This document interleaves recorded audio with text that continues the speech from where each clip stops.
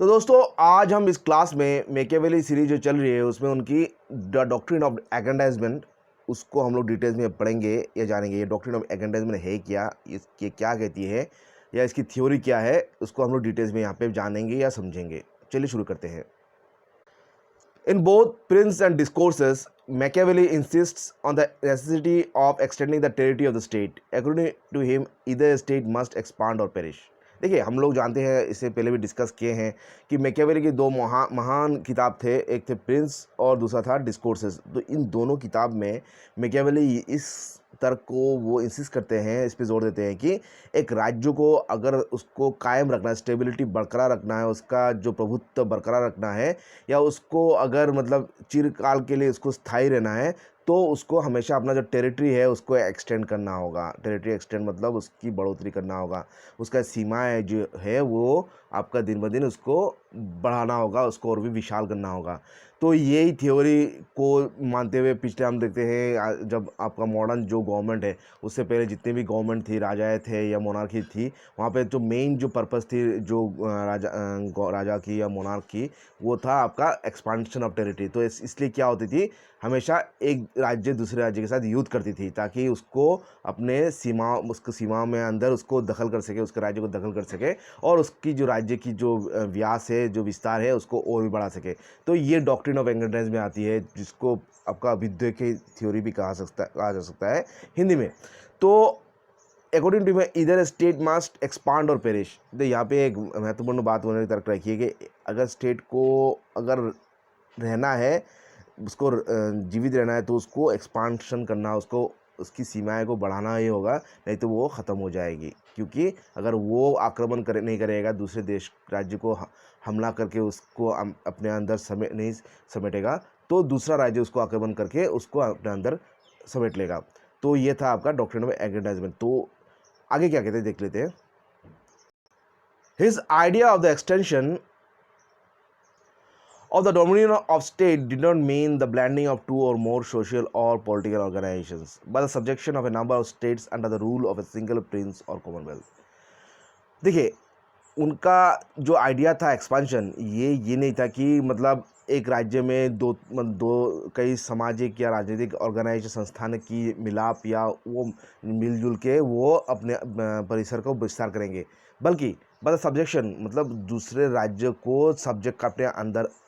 अंतर्निहित करना, उनको दमन करना। और वो तभी हो सकता है अंडर द रूल, एक ही राजा हो, under the rule of a single Prince, एक ही राजा हो, या कॉमनवेल्थ। कॉमनवेल्थ मतलब एक ऑर्गेनाइजेशन हो सभी देशों का, एक ही कॉमनवेल्थ, एक ही ऑर्गेनाइजेशन के अंदर सभी देशों को रहना होगा और उस प्रिंस या राजा या कॉमनवेल्थ की डोमिनियन में, सब्जेक्शन में उसका अंतर्निहित होकर उसका दबाव में रह के ही ये कॉमनवेल्थ या ये एक्सपांशन मतलब सफल होगी। अभी आगे देखते हैं। Extension of dominion was easier in one's own country where there was no difficulty of language or of an institution to overcome in the assimilation of conquered people। अब देखिए, ये जो डोमिनियन है, ये जो व्यास विस्तार करना, ये अपने ही देश में इजी होती है, क्योंकि जब कल्चर एक ही होगा, एक ही लैंग्वेज होगा, एक ही संस्थान होगा, तो ये मतलब लोगों को आपस में जुड़ती है। तो दूसरे लोगों को दमन करना उतना मतलब अपने अंदर अंतर्निहित करना उतना मुश्किल नहीं होता, क्योंकि लोग खुद ही अपने स्वेच्छा से मतलब आपका एक दूसरे से मिल जाते हैं या एसिमुलेट हो जाते हैं। जैसे कि हमारे वेस्ट जर्मनी, ईस्ट जर्मनी, जैसे कि पहले एक काल में सेपरेट हो गए थे, फिर उन्होंने आपका फिर यूनियन हो गया, उनमें मिलाप हो गया। तो ये क्यों हुआ कि क्योंकि एक ही लैंग्वेज है, एक ही कल्चर है। तो इस तरह मतलब अगर लैंग्वेज या अगर संस्थान एक ही हो तो ये एसिमुलेशन, ये मिश्रण मतलब जो कन्वर्ट लोगों का जो आपका दमन किया गया जो राज्य है, उनका अपने राज्य के साथ लोगों के साथ मिलन या मिलाप ज़्यादा आसान होती है, ये कहना है मैकियावेली का। रोमन स्टेट एंड इस policy of expansion perhaps set an ideal for Machiavelli. और उस काल के जो इटली थी या रोमन जो स्टेट थी, राज्य थी, और उसकी जो पॉलिसी ऑफ एक्सपांशन, उसकी जो नीति थी आप मतलब एक्सपांशन की, बढ़ोतरी की, राज्य की परिसर को बढ़ाने की, वो एक आइडियल के रूप में मैकियावेली देखते थे। उसी की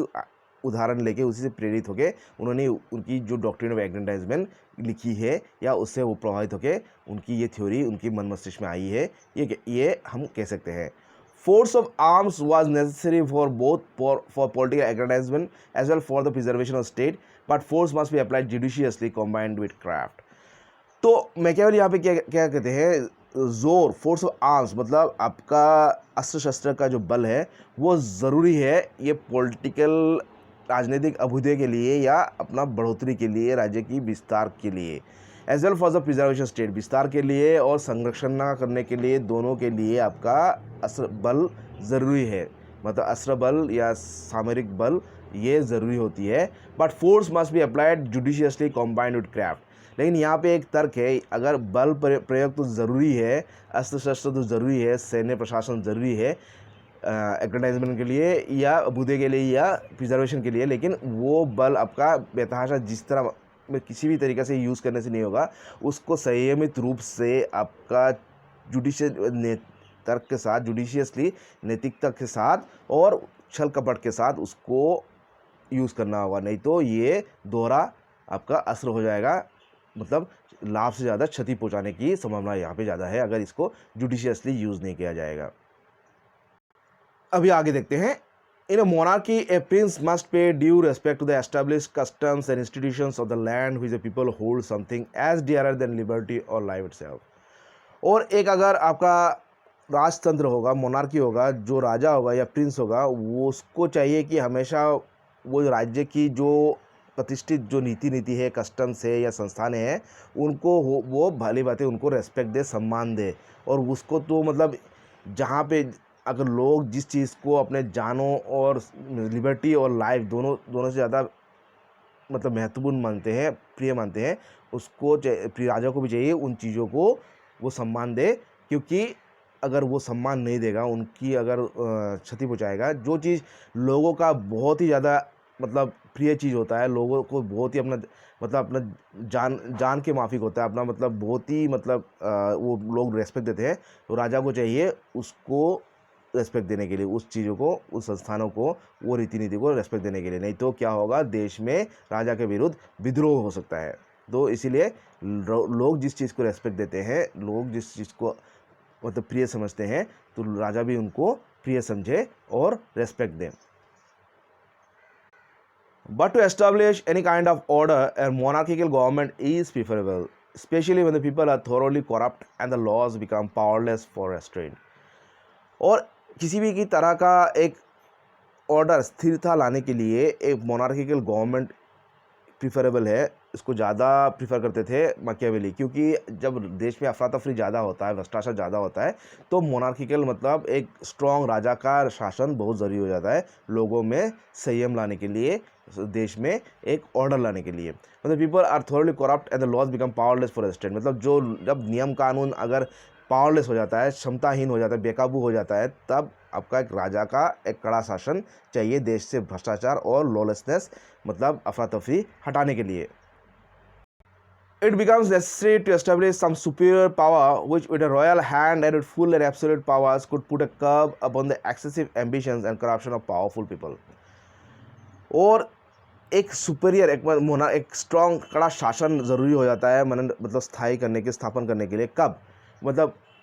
फुल एंड एब्सोल्यूट पावर कब, मतलब जब लोगों का जो आपका एम्बिशन, जो लालच और जो भ्रष्टाचार मतलब बहुत ज़्यादा हो जाती है, तब एक पावरफुल मतलब एक पावरफुल राजा या नियम या कड़ा शासन जरूरी हो जाता है, जिससे कि लोगों मतलब जो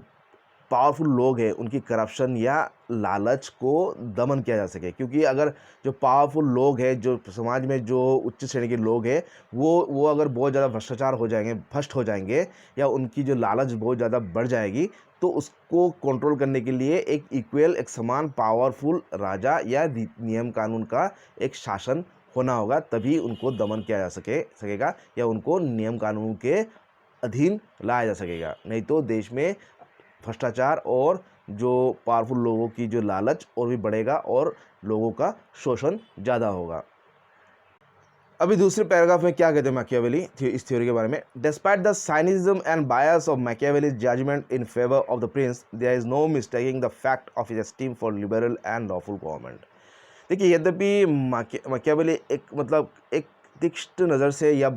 देखते थे या एक बायस थे आपका प्रिंस के प्रति, एक कड़ा राजा के प्रति या शासन के प्रति, राजा की शासन के प्रति, there is no mistake the fact that of esteem for liberal and lawful government. यद्यपि वो चाहते थे कि एक मतलब कड़ा शासन हो एक राजा का, राजा उसके फेवर में उसकी जजमेंट थी या वो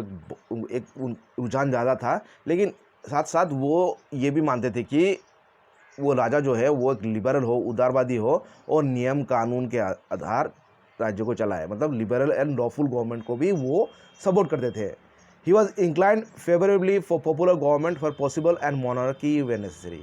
यहाँ पे देखिए एक इम्पॉर्टेंट बात है, हम देखते हैं कि मैकियावेली ना तो पूरी तरह मोनार्की को सपोर्ट करते थे और ना तो पूरी तरह एक डेमोक्रेसी या आपका popular government, Republican form of government को सपोर्ट करते थे। ही वॉज इंक्लाइंड फेवरेबली, वो कब आपका पॉपुलर गवर्नमेंट या रिपब्लिकन या आपका इलेक्टेड गवर्नमेंट को सपोर्ट करते थे, जब देश में शांति हो और जब देश में भ्रष्टाचार या अशांति या कुशासन ज़्यादा हो, तब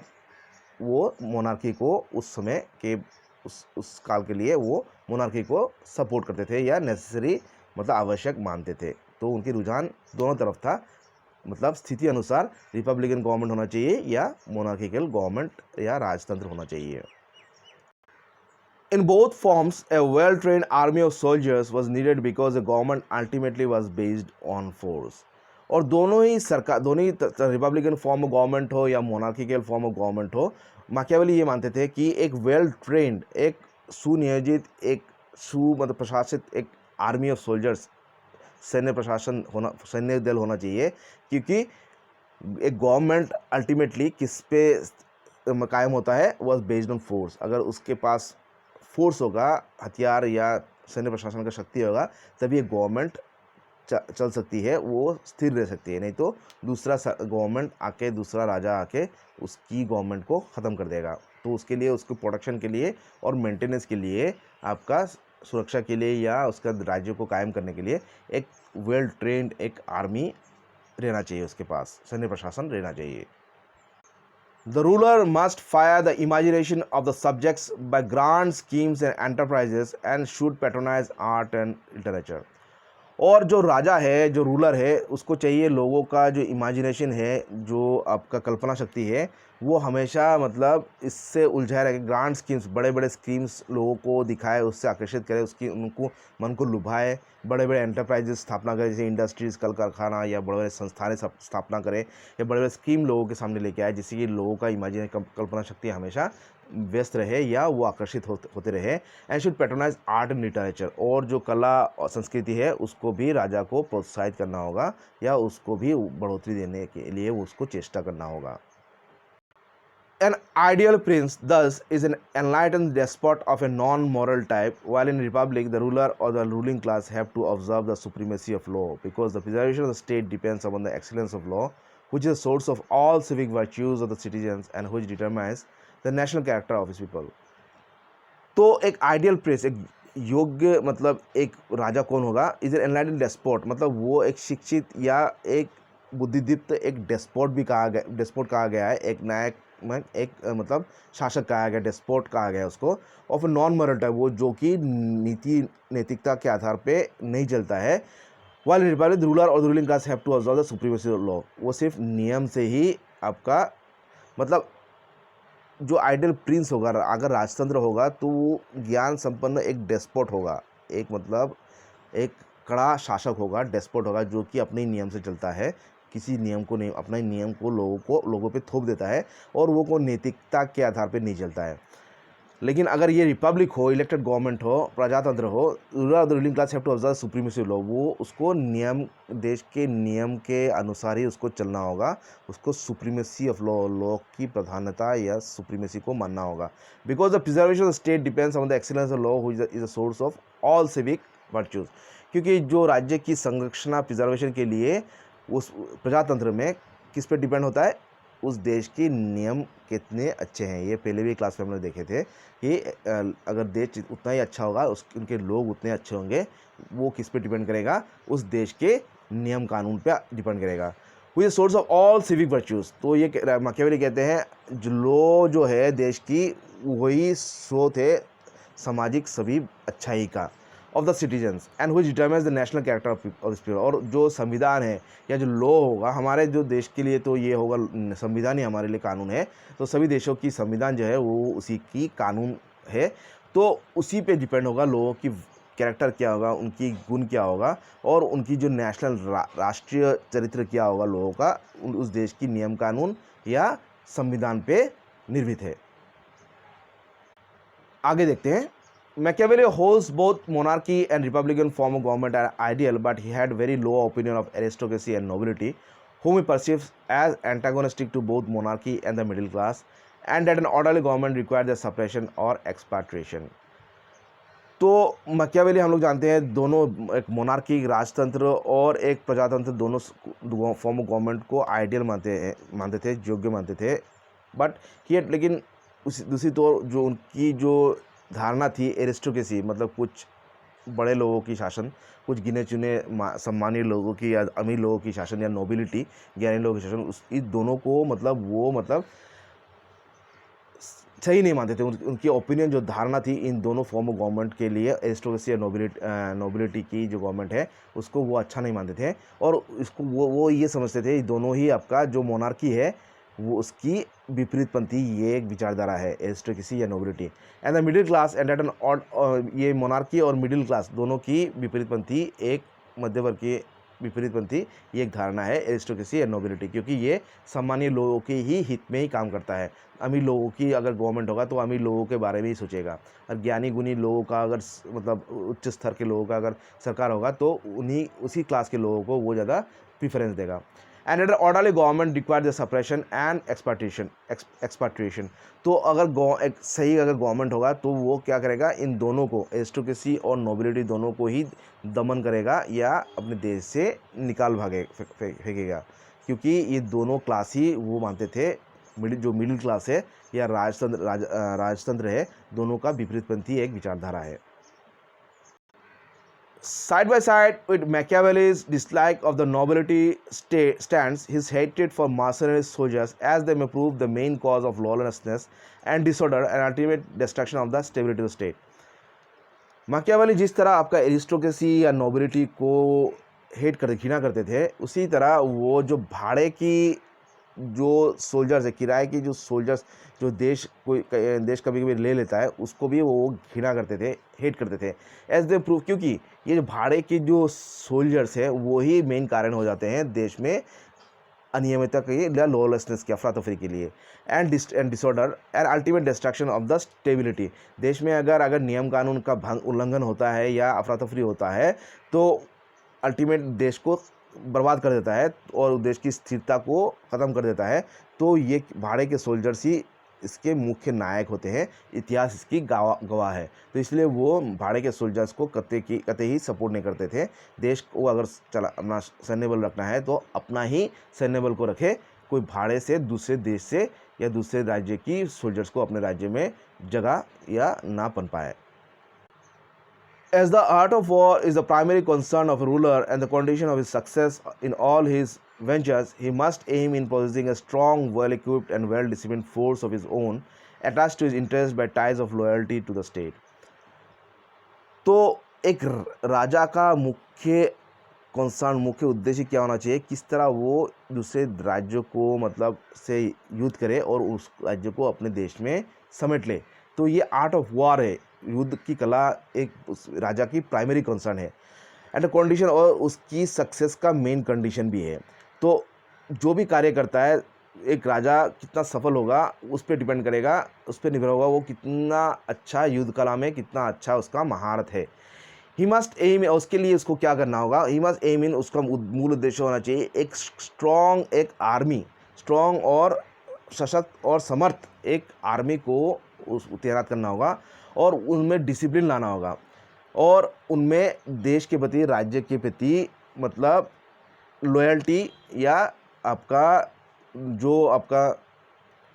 देश के प्रति वफादार होना होगा, उनमें देश के प्रति सम्मान या लॉयल्टी लाना होगा। और वही ये कहाँ से होगा, ये डिसिप्लिन फोर्स अपने ही लोगों से बनाना होगा, ना कि भाड़े की सोल्जर्स होना होगा। तभी राजा सफल होगा, उसकी देश की स्थिरता कायम होगा, और जो आर्ट ऑफ वॉर है युद्ध कला में वो भली भांति सफल होगा। Behind Machiavelli's belief and his cynicism of his political opinion was national patriotism and a desire for the unification of Italy and her preservation for internal disorder and foreign invaders. और उनकी जो मैकियावेली की जो विश्वास और उनकी जो आपका जो निगेटिव थॉट्स थी, उसकी जो पॉलिटिकल ओपिनियन थी, जो कि आपका नोबिलिटी एरिस्टोक्रेसी के प्रति या राजा की जो मतलब जो भी आपका गलत साइनिस क्रिटिकल जो थॉट्स थी उनकी या गलत धारणा थी, वो उसका पीछे क्या था, उसका नेशनल पैट्रियटिज्म, उनके देश के प्रति उनका जो पैट्रियटिज्म वफादारी या देश प्रेम था। And desire for the unification Italy and our preservation for internal disorder and foreign invaders. उस समय की इटली को किस तरह मतलब यूनाइटेड रखना, रोमन रिपब्लिक को किस तरह एकता के सूत्र में बांध देना या उसमें एकता लाना और उसकी संरक्षण, और जो उस समय रोमन रिपब्लिक में इटली में जो इंटरनल अंदरूनी जो अफरा तफरी मचा हुआ था, डिसऑर्डर मचा हुआ था, उससे किस तरह निजात पाया जा सके, उसी से आपका ये मैकियावेली की इस तरह का थॉट्स पनपे हैं। और उस समय की इटली को किस तरह आपका फॉरेन इन्वेडर्स मतलब उस समय तो एक देश दूसरे देश पर आक्रमण करता ही था, युद्ध एक आम बात था, तो फॉरेन इन्वेडर से मतलब दूसरे देश के हमले से किस तरह बचाया जा सके, तो उससे मतलब उसी से प्रभावित होकर ये मैकियावेली ने ये थ्योरी ऑफ एग्रेंडाइजमेंट या अभ्युदय की जो थ्योरी है उन्होंने लिखी थी, या ये धारणा उनके दिमाग में आया था। He frankly asserted that duty towards one's own country overrides all other duties and scruples. तो मैकियावेली इस चीज़ को मतलब बहुत ही मतलब खुलेआम इसको सपोर्ट करते थे, असर्ट करते थे, जोर देते हैं कि ये ड्यूटी टुवर्ड्स एक देश के अपने एक नागरिक की अपने देश के प्रति जो ड्यूटी है, जो लॉयल्टी है, वफादारी है, या देश के प्रति जो भी दायित्व है, वो सभी तरह का उसके अन्य ड्यूटी से परे है, उससे ऊपर है, और उसकी जो भी संदेह डाउट है, जो भी चिंताएं है, उस सभी से ऊपर उठ के उसको अपने देश के प्रति जो उसकी ड्यूटी है, दायित्व को निभाना होगा। वो सभी दूसरे ड्यूटी या कोई विचार से ऊपर की विचार या ड्यूटी है, मतलब अपने देश के प्रति वफादार होना या देश के प्रति दायित्व को निभाना। तो दोस्तों ये था मैकियावेली की थ्योरी या डॉक्ट्रिन ऑफ एग्रेंडाइजमेंट। तो आशा करता हूँ आप लोगों को अच्छा लगा है तो लाइक कमेंट कीजिएगा, और कुछ डाउट है तो आप लोग कमेंट सेक्शन में लिख सकते हैं, और आप लोगों को कुछ विषय में अगर क्लास चाहिए तो उस टॉपिक के आप लोग कमेंट सेक्शन में सजेस्ट कर सकते हैं। तो आज के लिए इतना ही दोस्तों, थैंक यू।